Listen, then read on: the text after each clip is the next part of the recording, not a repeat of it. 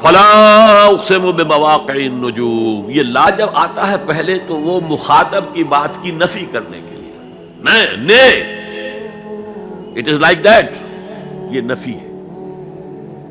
لا اقسم بیوم القیامہ، تمہارے خیالات غلط ہیں، میں قیامت کی قسم کھاتا ہوں۔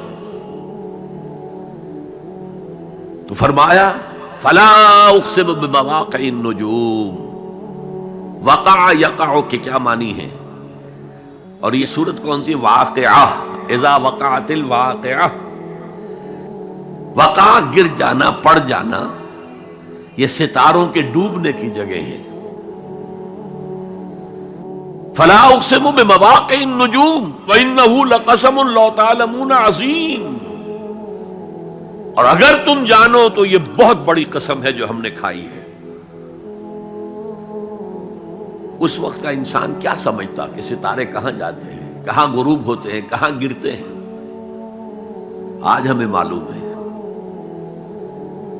سورہ حامیم سجدہ میں جو کہا گیا ہے سنریہم آیاتنا فی الآفاق وفی انفسہم حتی یتبین لہم انہ الحق، ہم انہیں اپنی نشانیاں دکھائیں گے آفاق و انفس میں، یہاں تک کہ یہ بات واضح ہو جائے گی کہ قرآن حق ہے۔ آج ہمیں معلوم ہے خلا میں بلیک ہولز ہیں، اور یہ بلیک ہولز بڑے بڑے ستاروں کے پچکنے سے، پچک جانے سے پیدا ہوئے، اور جب وہ بڑے ستارے پچکتے ہیں، جو خلا پیدا ہوتا ہے، ویکیوم، اس میں بڑی طاقت ہوتی ہے، اس کے پاس سے کوئی سیارہ، کوئی ستارہ گزر جائے اسے کھینچ لیتا ہے قبر کے اندر۔ یہ بلیک ہولز کا تصور۔ اسی لیے اللہ نے اس وقت کے لوگوں کے لیے کیا کہا؟ فلا اقسم بمواقع النجوم وانہ لقسم لو تعلمون عظیم انہ لقرآن کریم، یہ بہت باعزت قرآن ہے، فی کتاب مکنون، ایک چھپی ہوئی کتاب میں ہے، لا یمسہ الا المطہرون، اسے چھو ہی نہیں سکتے مگر انتہائی پاک ہستیاں۔ اس کے کیا معنی ہے؟ پہلی بات تو ہمیں معلوم ہو گئی، مراد فرشتے ہیں، بے ایدی سفرۃ کرام بررہ، اسی کی شرح ہو رہی ہے نا۔ اسی سے ایک فقہی مسئلہ نکالا گیا کہ بغیر وضو کے ہاتھ نہ لگاؤ، لیکن اس کا اصل مفہوم کیا ہے وہ سمجھیے۔ قرآن کی روح تک کوئی نہیں پہنچ سکتا جب تک کہ تزکیہ نفس نہ ہو گیا۔ اگر حب مال، حب دنیا، حب جاہ، حب شہرت، اگر یہ تمام محبت میں دل سے نکل نہ جائیں تو قرآن کی روح تک آپ کی اپروچ نہیں ہوگی۔ مولانا روم نے کہا ہے، اگرچہ ذرا میں سمجھتا ہوں کہ انہوں نے بہت سخت الفاظ استعمال کیے ہیں، ماز قرآن مغزہا برداشتے استخاں پیش سگا انداختے، ہم نے قرآن سے اس کا مغز لے لیا ہے، جو ایسنس ہے وہ کھینچ لیا ہے، ہڈی کا گودا جو ہے وہ ہم نے نکال لیا ہے، ہڈیاں ہم نے پھینک دی ہیں کتوں کے سامنے جو لڑ رہے ہیں۔ علم کلام کا مسئلہ ہے صفات حق حق سے جدا یا عین ذات، قرآن مخلوق ہے یا نہیں ہے، غیر مخلوق، اور بڑے بڑے ہو رہے ہیں اس کے اوپر، یہ کتے لڑ رہے ہیں ان ہڈیوں کے اوپر۔ ہم نے اس میں سے اصل شے نکال لی، وہ کیا ہے؟ اللہ کی محبت، اللہ کی معرفت، یہ ہے اصل شے۔ ماذ قرآن مغزہ برداشتے استخاں پیش سگا انداختے۔ تو جب تک انسان کا باطن پاک نہ ہو جائے وہ قرآن کے چھلکوں سے کھیلتا رہے گا، چاہے وہ کہنے کو مفسر ہو، قرآن کے باطن تک کبھی نہیں پہنچے گا۔ فی کتاب مکنون لا یمسہ الا المطہرون تنزیل من رب العالمین، یہ تھوڑا تھوڑا کر کے اتارا گیا ہے رب العالمین کی طرف سے۔ انزال کے معنی ہے دفعتاً اتار دینا۔ لیلۃ القدر میں آیا انا انزلناہ فی لیلۃ القدر، رمضان کے بارے میں شہر رمضان الذی انزل فیہ القرآن، باب افعال، لیکن حضور پر ایک دم نہیں اترا، تھوڑا تھوڑا تھوڑا تھوڑا 23 برس میں جا کر اس کی تکمیل ہوئی۔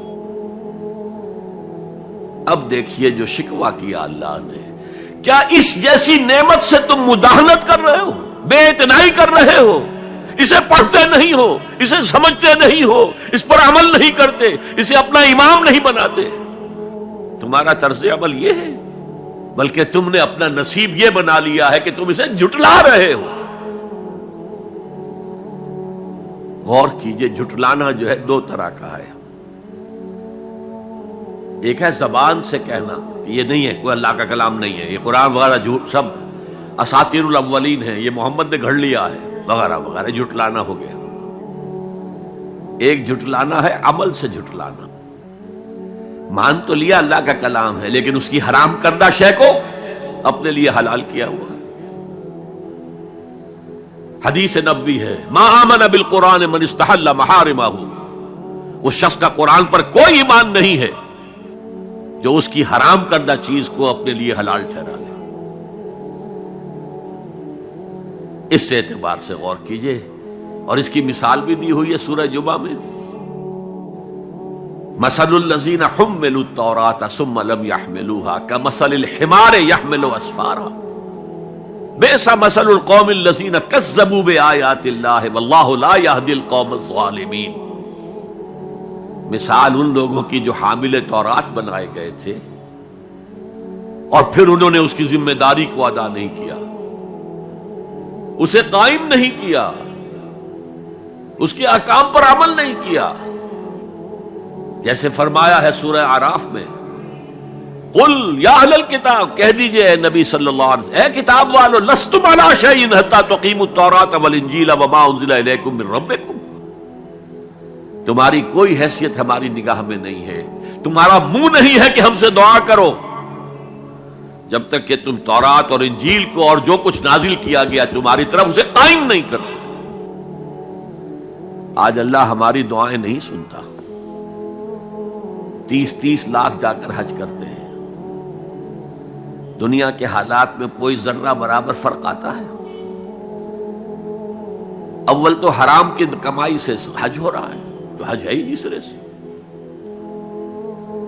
جو کچھ کرتے گئے تھے سودی کاروبار وہی آ کر دوبارہ شروع کر دیا، سرکاری ملازم تو جو رشوت پہلے لے رہے تھے اس کے بعد آ کر شروع کر دیا۔ یہ کیا ہے؟ یہ تکذیب بالعمل ہے، جھٹلانا ہے۔ تم نے اپنا نصیب یہ بنا لیا ہے کہ تم قرآن کو جھٹلا رہے ہو، جیسے کہ انہوں نے جھٹلایا تھا۔ مثل الذین حملوا التوراۃ ثم لم يحملوها كمثل الحمار يحمل اسفارا، ان کی مثال ان گدھوں کی سی ہے جن پر کتابوں کا بوجھ لاد دیا گیا۔ مکالمات فلاں تم گٹھڑی باندھ کر گدھے کے اوپر رکھ دیجئے تو کیا وہ واقعی منطقی اور فلسفی بن جائے گا؟ یہ مثال اللہ دے رہا ہے۔ اور یہ مثال کیوں دی گئی ہے؟ اس آئینے میں ہمیں ہماری تصویر دکھائی گئی ہے۔ تم اگر قرآن کا حق ادا نہیں کر رہے تو تمہاری مثال وہی ہے جو یہود کی تھی۔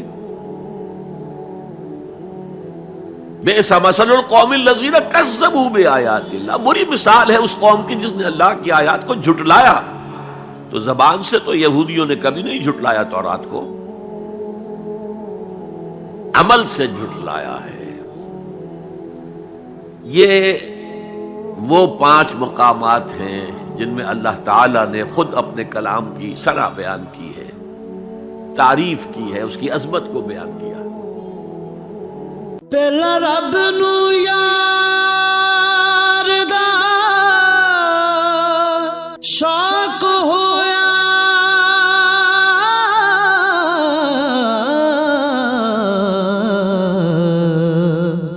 نبی پاک دا کرن جمال